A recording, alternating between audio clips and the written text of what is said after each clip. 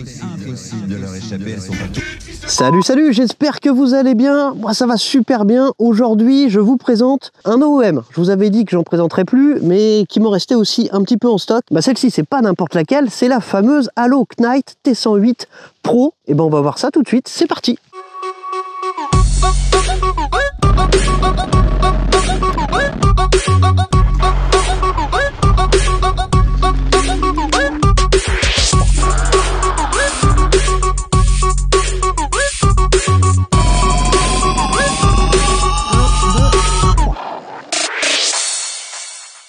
Avant de commencer la batterie de test habituelle, eh bien, je vais déjà vous rappeler que cette trottinette est disponible chez mon partenaire Geekbuying, que cette vidéo est sponsorisée, mais je vous conseille vivement d'attendre la fin de la vidéo, la conclusion, avant de vous jeter sur l'offre, offre que vous retrouverez comme d'habitude en description. Vous le savez, ici on teste tout, le bon comme le mauvais, et gardez bien ça en tête. Alors, petit tour rapide de la bête, il y a déjà une énorme différence avec la ES19. La ES19, pour ceux qui avaient raté la vidéo, c'est exactement le même châssis, et c'est une trottinette que j'avais détestée. C'est la première d'ailleurs que j'avais véritablement bâchée sur la chaîne. Pourquoi? Parce qu'elle guidonnait beaucoup. On a exactement le même train avant, mais on a quand même une différence notable et intéressante, c'est le placement du vérin de direction, parce que sur la ES19 il était placé n'importe comment et il ne fonctionnait que sur la moitié de la course du guidon. Et bien ici il est positionné bien différemment et on a quand même l'avantage de le voir fonctionner sur toute la course, aussi bien à gauche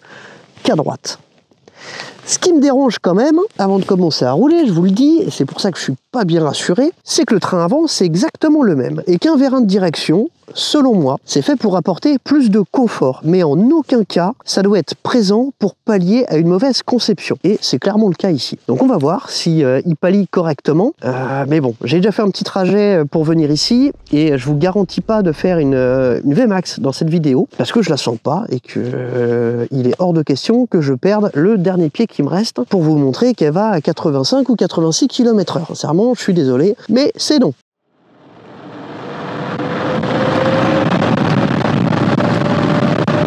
Avant de commencer l'agilité, eh bien, je vais vous parler de l'emballage, du montage, bref, de tout ce qu'il y a à faire avant de commencer à rouler. Alors déjà, l'emballage en lui-même, il n'est pas dingue. Il n'est pas dingue du tout, il n'est pas spécialement épais. Moi, j'avais un trou dans le carton, j'avais des vis au fond du carton, et puis une petite pièce plastique que j'ai eu du mal à identifier, que j'ai fini par identifier. Alors, rien de dramatique, hein, c'est un cache qui était ici. Bon, emmerdant quand même.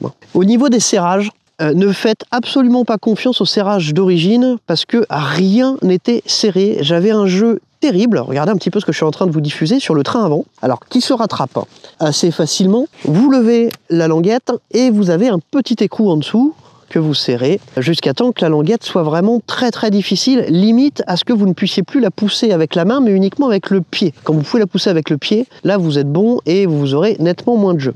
J'ai dû tout resserrer.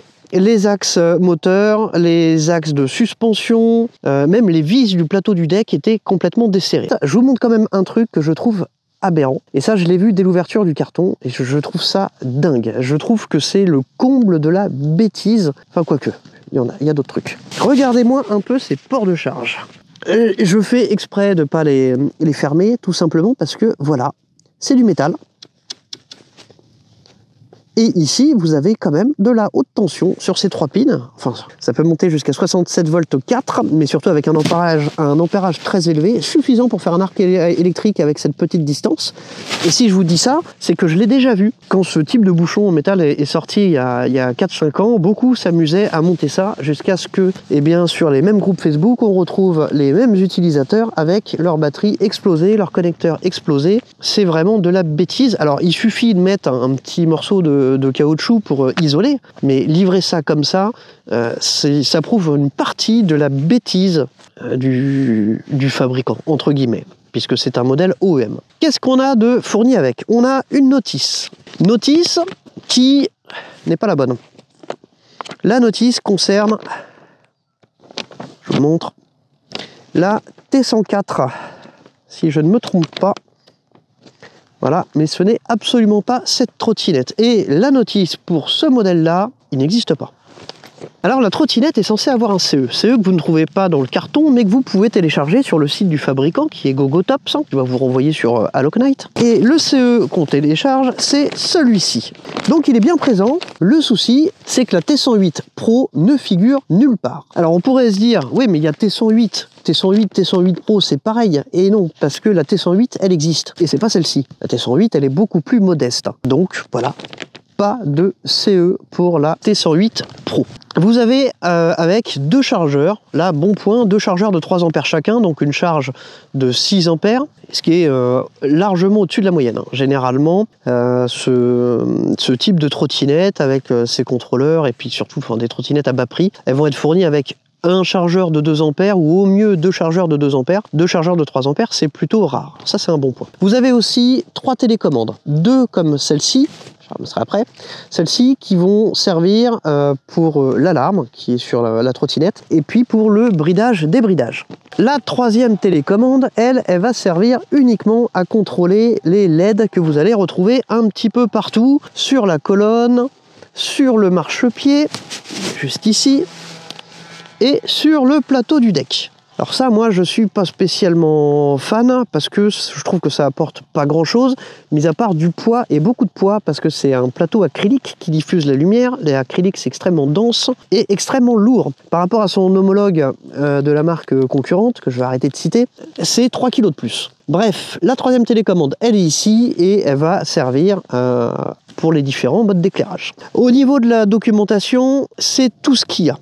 On va commencer par l'agilité. Donc l'agilité, je vais me mettre en single parce qu'elle est très puissante, elle dérape facilement de l'avant et le but, c'est pas de déraper de l'avant. Le but, c'est de voir si elle est agile à petite vitesse, si on peut slalomer, pencher, ça, il n'y a pas de problème. Par contre, je trouve que la direction a des réactions un petit peu bizarres. Elle est très très souple et malheureusement, cette souplesse me rappelle énormément le train avant de la Fidico. Voilà, celui qui m'a coûté un pied et la moitié d'une main, entre autres. À petite vitesse, ça va, il n'y a pas de problème. Alors c'est une trottinette qui est débridée de base, mais que vous pouvez brider facilement au display. Par contre, c'est un bridage de puissance et non de vitesse.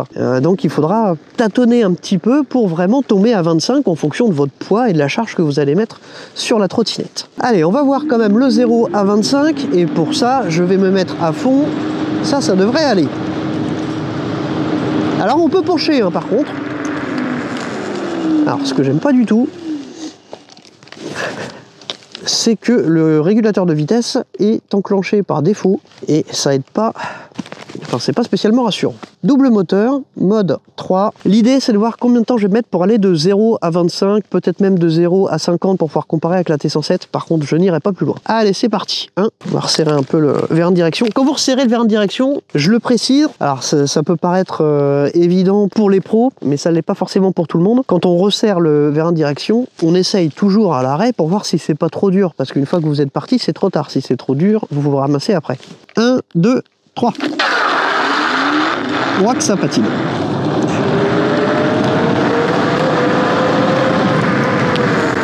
Alors je suis monté à 60 et effectivement je la sens pas plus que ça.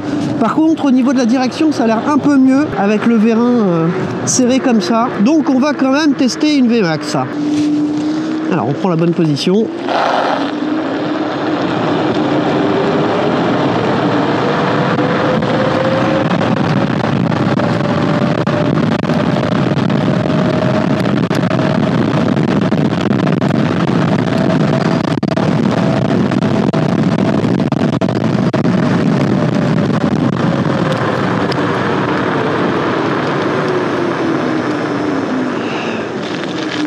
Bon, je suis monté à 80 sur le display. Je pense que j'aurais pu aller un petit peu plus vite, mais je sentais pas plus que ça. Alors c'est une trottinette qui est chaussée en 11 pouces par 3 avec des pneus cross. Et ben on va en profiter pour voir justement ce que ça donne dans des chemins de terre.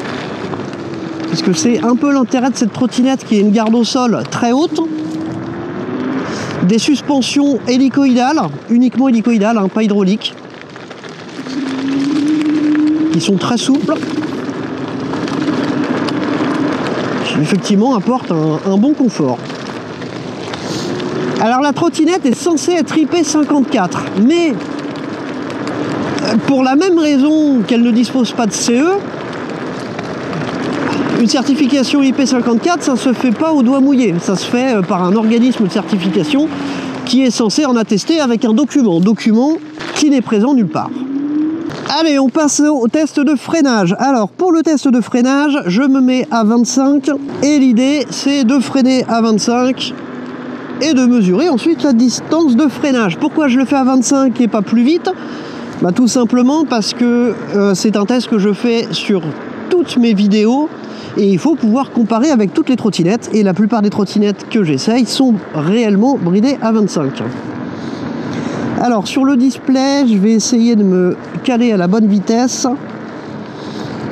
Je suis à 25 sur le display. Alors si le display est juste, ça devrait le faire. 1, 2, 3.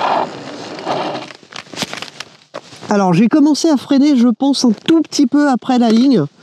Donc le freinage est bon. Là, il n'y a pas de souci. Ce sont des freins hydrauliques XOD sur des disques de 160. Le freinage, là-dessus, il n'y a rien à redire. Il est quand même plutôt efficace. Enfin, il est efficace parce que je pense que j'ai freiné un petit peu après la ligne. On doit être à 3 mètres. 3 mètres pour une machine de 53 kg, c'est pas mal du tout. Alors, avant de passer au test côte, comme d'habitude, eh bien, je vais commencer par vous présenter les éléments du cintre. Alors, on commence par les poignées ergonomiques qui sont plutôt confortables, mais qui tournent. Bon, ça, c'est quand même pas grand-chose. Généralement, ça se met avec du liquide vaisselle. Là, il y en a peut-être eu un petit peu trop. Bon, l'idée pour rattraper le coup, c'est de la retirer, sécher un petit peu et essayer de la remettre. On a ensuite donc les poignées, les leviers de frein XOD, 4 doigts, avec un réglage de la course qui se situe devant. Et puis la possibilité de purger les freins assez facilement. Il y a un très bon feeling sur ces poignées, j'aime bien ces poignées. On a ensuite le Komodo qui... Alors Komodo, c'est vraiment le basique de chez Basique. Alors en plus il y en a deux, vous verrez pourquoi. Qui permet donc d'allumer les feux, les horribles feux qu'on retrouve sur tous les OEM. Alors qui ici sont un petit peu différents. Ils ont une température beaucoup plus froide que celle qu'on voit habituellement, mais toujours le même souci selon moi, c'est que le faisceau est très étroit, donc ça éclaire loin mais pas sur les côtés, et c'est pas spécialement ce qu'on recherche avec ce type de feu. On a en dessous la commande des clignotants. Alors clignotants disposés à l'arrière et à l'avant, au-dessus du cintre, très lumineux et plutôt visible de face, ça c'est cool. Ensuite on a le klaxon qui dispose aussi d'une fonction Bluetooth pour faire office d'enceinte Bluetooth. Passons. À côté on a un premier bouton qui sert justement à allumer ou à éteindre cette enceinte Bluetooth, et celui qui est juste en dessous qui sert à éteindre complètement toutes les lumières RVB d'un seul coup. Alors au niveau de l'angle de braquage, on va en profiter tout de suite. Forcément il va être un peu réduit par le vérin de direction, mais encore pas tant que ça. Alors pour apporter un peu de positif, parce que depuis tout à l'heure je critique, mais le vérin de direction est quand même nettement mieux placé que celui de la ES19. Ça n'a rien à voir, hein. Il est bien mieux placé et il est plutôt efficace. On arrive sur le milieu du cintre. Alors c'est un cintre pliant qui va se plier en tournant cette molette et qui prend relativement peu de place une fois plié, même si on est un petit peu gêné de ce côté-là par le contacteur à clé, comme toujours. Alors justement, on arrive sur le contacteur à clé avec un tensiomètre. La trottinette est livrée avec 2 clés. Ensuite, on retrouve le sempiternel Komodo Eco Turbo Single Dual qu'on retrouve depuis trop longtemps. Et le QSS4 qu'on retrouve aussi depuis trop longtemps sur les trottinettes, mais voilà, qui fait le taf. On est ici sur des contrôleurs Yonlit 50 ampères, hein, j'ai vérifié, là il n'y a pas de souci. Donc contrôleurs sinusoïdaux, alors pas de type FOC, sinusoïdaux, avec peu de latence. Une toute petite latence, mais honnêtement pas gênante. C'est vrai que j'ai dit régulièrement sur la T107 qu'il y avait beaucoup de latence. Sur celle qu'on m'avait envoyée, il y avait beaucoup de latence. Là, je dois admettre, mais celle qu'on m'a envoyée n'était pas encore Yonli aussi. Il y a peut-être de ça. Là, il y a vraiment... elle est ridicule, la latence. Et puis bah voilà, on a fait le tour, hein, puisqu'après on a la même poignée de frein et la même poignée tout court. J'en profite aussi pour vous montrer, tant qu'on est ici, l'agencement des câbles qui est très très propre, hein. On a des connecteurs IP partout, Les câbles sont... c'est un bon câble management. Allez, c'est parti pour le test côte. Comme d'habitude, l'idée c'est de partir d'ici pour aller jusqu'au scellé de passage qui est là-haut. Séquence que vous allez retrouver dans toutes mes vidéos et séquence pour laquelle je me mets toujours tout à fond. Donc, dual, mode 3, on n'est pas sur le mode écho. Et ben c'est parti, 1, 2, 3. Ça patine fort, hein.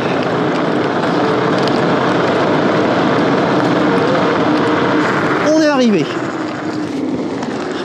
Par contre, le régulateur qui s'enclenche, il s'enclenche beaucoup trop vite, ça c'est chiant. Alors, c'est un truc que vous allez pouvoir désactiver dans les paramètres du display, bien évidemment. Par contre, il faudra trouver les bons paramètres, puisque ceux de la notice ne correspondent pas. Alors, je voudrais vous parler un petit peu... Alors, on va descendre petit à petit, on va faire les choses dans l'ordre. Alors, même critique que sur toutes les trottinettes que j'ai déjà testées sur le même châssis, la colonne est fine, trop fine, donc essayez de la garder le plus bas possible, parce que plus vous allez la lever, plus vous allez faire bras de levier, et plus ça va prendre du jeu. Alors, par contre, ici, on a une potence qui n'est pas trop longue, c'est pas une potence courte non plus, c'est pas une potence longue, c'est une potence moyenne, et bon, elle est meilleure que celle du modèle concurrent. On a ensuite les LED RVB diffusés par des plateaux acryliques à gauche à droite qui rappellent la marque. Ensuite, on a donc ces horribles feux à LED bien blanche ce coup-ci et le klaxon qui se retrouve au milieu. On a encore des connecteurs IP en bas pour pouvoir changer facilement les composants en cas de problème, ça c'est pas mal. Ensuite, eh bien, on arrive sur une suspension type C, c'est-à-dire avec des bras oscillants en forme de C, inclinés face à la route. C'est pas le meilleur sens, mais bon, c'est visuellement c'est ce qu'il y a de plus joli. Et le tout est maintenu par un vérin hélicoïdal uniquement, réglable en compression. Les étriers de frein disque XOD sont ici peints en bleu, alors quasiment le même bleu que les bras oscillants, mais pas le même bleu que les bras oscillants. On arrive sur les moteurs HM60 avec des gros aimants bien larges, ce qui a plutôt tendance à favoriser le couple. Les jantes s'ouvrent en deux, et par contre elle n'est pas montée en pneus tubeless. Vous avez la possibilité, en rajoutant une bande d'étanchéité au milieu, de monter des pneus tubeless. Alors les pneus sont tubeless, mais ils ne sont pas montés en tubeless. Pour finir sur les pneus, on est donc sur des pneus cross, uniquement cross, de 11 pouces par 3. On passe au lock. Alors le lock c'est toujours le même, hein, c'est celui avec la grosse languette rouge et la petite languette sur le côté. Alors le lock qui a l'avantage de pouvoir se resserrer, mais qui a aussi l'inconvénient de se desserrer. Le plateau du deck, alors c'est un plateau bien large sur lequel vous avez de la place. Par contre, pas très long. C'est une trottinette qui a un empattement plutôt réduit, hein. Je vous mets l'empattement avec toutes les dimensions d'ailleurs, tant qu'on y est. Il y a des petites LED à l'avant qui sont vraiment des LED de position, hein. Ne cherchez pas à éclairer la route avec ça, et rouge à l'arrière, avec des soudures plutôt grossières quand même. Le plateau de base, il est plus ou moins collé. Le couvercle là, du deck, on va dire, est collé au silicone, je pense, à la première ouverture. Par contre, il n'y aura plus rien. Alors maintenant qu'on est dans le deck, moi, il y a 2-3 trucs qui me chagrinent, à commencer par le step-down qui est situé contre la batterie. Le step-down, c'est ce qui va abaisser la tension pour alimenter tout ce qui est en 12 volts sur la trottinette. Le problème, c'est que c'est un composant qui chauffe et qui, ici, se retrouve complètement plaqué à la batterie. Alors on passera sur le nœud de câble qui est identique sur quasiment toutes les trottinettes, y compris les trottinettes de marque, et ça c'est malheureux. On a un espèce de scotch de chirurgien qui maintient les câbles à gauche, à droite, un petit peu partout. Bon, la batterie elle est aussi excentrée sur le côté, ça je trouve pas ça bien malin, mais bon, ça se ressent pas à la conduite. À l'arrière, on a donc ce marchepied avec une inclinaison qui est pas mal, qui est plutôt légère, hein, et un garde-boue qui est exactement le même, hein, qu'on retrouve sur tous les autres OEM du même châssis. À une petite nuance près, il n'y a pas le Shark je sais pas trop quoi qui est marqué sur le bouchon. Alors j'ai dû la raboter un petit peu pour pouvoir mettre le bouchon parce qu'il y avait des morceaux de plastique qui sortaient. Par contre, ce qui me dérange, et je vous le mets ici, c'est que la barre, l'espèce de U en métal qui passe au-dessus de la roue arrière et qui maintient le garde-boue, eh bien si vous regardez bien, les têtes de vis se retrouvent à quelques millimètres des pneus. Alors j'ai retordu un petit peu la barre, vous pouvez le faire assez facilement, hein, ça doit être de l'aluminium, c'est pas bien solide, mais je vous invite à le faire parce que c'est très très proche des pneus et c'est pas franchement une bonne idée. Bon, et ben écoutez, je crois qu'on a fait le tour de la machine physiquement, alors on va passer au pour et au contre. Alors je vais commencer comme ça, mais je vais m'arrêter parce que j'en ai noté plein. Alors premier contre, les connecteurs de charge en métal, c'est d'une bêtise sans nom. Là, c'est vraiment... Alors, c'est pas grand-chose, hein, vous me direz, mais il faut pas faire ça, il faut pas faire ça. On peut pas se la jouer expert en trottinette électrique, comme c'est marqué sur leur site, et faire une bêtise pareille. Je pense que s'il y a des électriciens, des électroniciens parmi vous, vous devez avoir la bouche grande ouverte en voyant une bêtise pareille. Ensuite, eh bien, justement, l'agencement à l'intérieur du deck qui est pas terrible. La notice qui n'est pas la bonne, tout simplement. Le CE qui n'existe pas. L'indice IP qui, du coup, n'existe probablement pas. Je vais mettre un petit peu de conditionnel parce que j'en sais rien. Mais je pense que s'il y avait un vrai indice IP, il serait dans le carton, tout comme le CE. C'est ce que je reproche beaucoup à cette marque. Vous êtes souvent nombreux à me demander pourquoi je n'aime pas cette marque. J'aime pas cette marque, non pas qu'ils fassent des produits moins bons que les autres, parce que au contraire, généralement sur la sélection des composants, ils essayent de faire au mieux. Ce que je leur reproche, c'est de mentir. Tout simplement. La marque concurrente ne le fait pas. Elle a au moins l'honnêteté de se prendre pour ce qu'elle est et pas pour ce qu'elle n'est pas. Là, entre le CE, la notice qui n'est pas la bonne, si vous regardez la fiche entreprise, l'équivalent du code APE en France, qui est un code d'identification d'entreprise pour indiquer le type d'entreprise, l'activité, eh bien, le code correspondant à cette entreprise n'a rien à voir avec la mobilité. Mais alors, absolument rien à voir, c'est du conseil en informatique. Donc voilà les experts. Bref, ça, voilà pourquoi, en grande partie, je n'aime pas cette marque. Ce qui explique des choix aussi curieux que des connecteurs en métal. Allez, je vais m'arrêter. Ne vous inquiétez pas, le pour, il arrive. Hein. Il y en a quand même. Il y en a quand même.